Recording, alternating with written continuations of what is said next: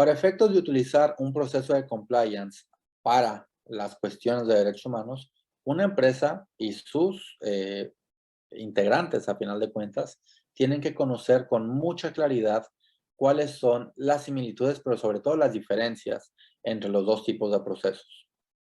Y aquí la pregunta a responder es si son útiles los procesos de compliance para la debida diligencia.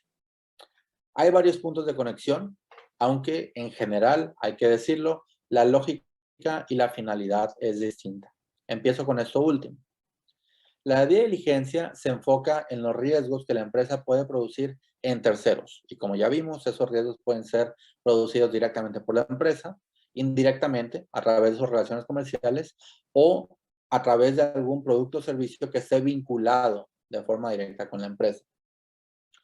Es decir, no solamente se reduce a lo que la empresa por sí misma puede sufrir, sino que lo que ella puede generar.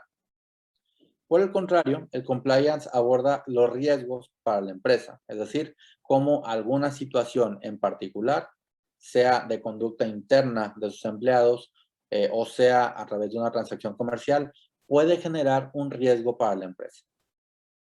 Por ello, es muy importante ver cómo una se enfoca hacia lo externo, la debida diligencia en particular, y otra se enfoca hacia lo interno y los riesgos que puede sufrir la empresa misma. Sin embargo, en la metodología hay algunos puntos de conexión y alguna coincidencia importante. Encontramos que en ambos casos, cuando hablamos de derechos humanos, se plantea que tiene que haber o que es conveniente que haya una política interna en la materia. Eso es fundamental porque si no hay una instrucción clara y precisa desde la cima de la organización, difícilmente se va a lograr un convencimiento expreso de todas las partes integrantes de esa organización. En segundo lugar, se plantea el desarrollo de evaluaciones de impacto, es decir, identificar cuáles son los riesgos potenciales o reales que la empresa puede generar o con los que puede estar involucrada. En tercer lugar, se aborda la cuestión de la adopción de medidas para dar seguimiento a aquellos riesgos detectados a través de la evaluación de impactos. Y esto es muy importante porque permite desarrollar un plan de acción interno a nivel de la empresa para definir cómo va a abordar aquellos riesgos reales y cómo va a abordar aquellos riesgos potenciales que puedan existir.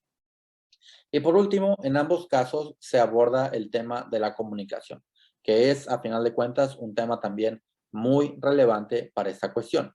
La comunicación, la diferencia que existe es que en el marco del compliance tiende a ser interna, es decir, se comunica a las diferentes partes de la empresa, a los diferentes departamentos, gerentes o personal operativo, lo que se encontró y lo que se va a hacer al respecto.